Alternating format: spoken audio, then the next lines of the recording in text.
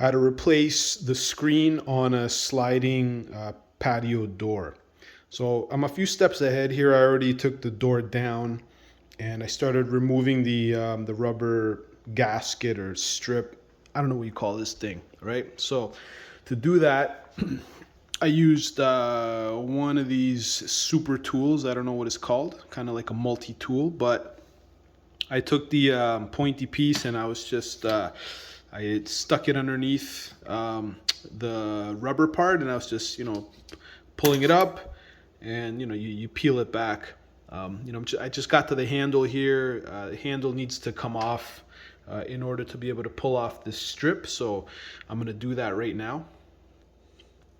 So the screen comes right out now, right? You just put your finger underneath it and just pull it out. Tape the edges of your frame down on all the corners. Just make sure you're leaving some room for yourself to work with. The reason for this is you're going to be putting the screen into this groove, right? But you don't want your frame to move while you're doing all that.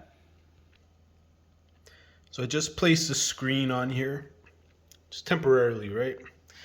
And I'm measuring about maybe leave around 2 little squares from each edge because I noticed that when you use the tool here to like push the screen in, that's a good, you'll have less to cut off, right? It's a good measurement. There's a couple tools that you can use. So in this kit came with this tool here, so we'll be using that. But what I'm gonna do is I'm actually gonna put some tape on the opposite edges of the screen over there in the corner. Who knows, maybe over here on this side too, just to hold it in place, make sure it's not moving while I start putting in this rubber gasket.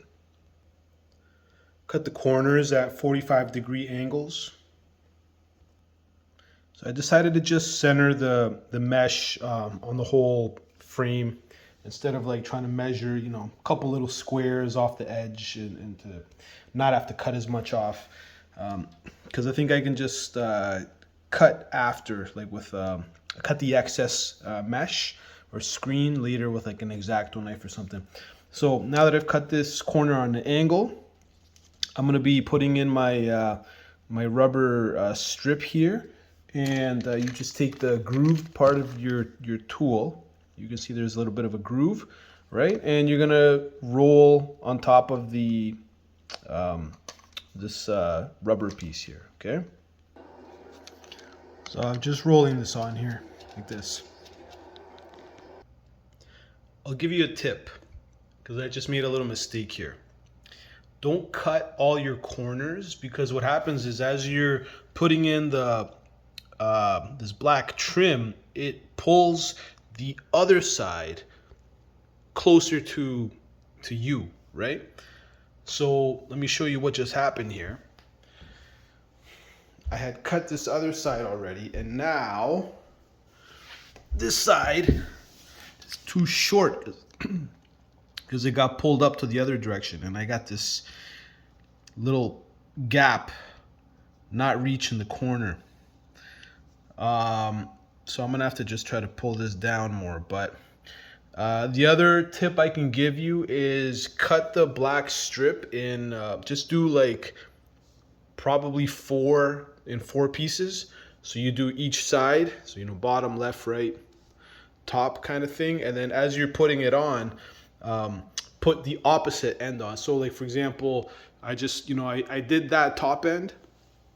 Now I'm gonna come back down to the bottom to, do this end and like stretch it out. But yeah, man, this got messed up royally here. So after putting in the black trim, my little mistakes, it's, yeah, I see it. But overall, this is still tight, and just don't do what I did.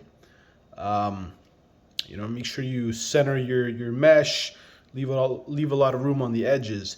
But either way, it's coming along. So I've put in all the trim. Everything's pretty tight.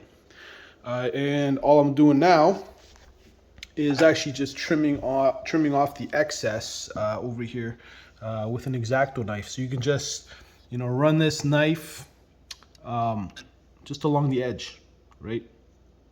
And pull it as you go. That's it. And be careful. Definitely don't cut any holes in your mesh. All done. And if you want to know how to put it back into your door, just watch my other video on how I took this out.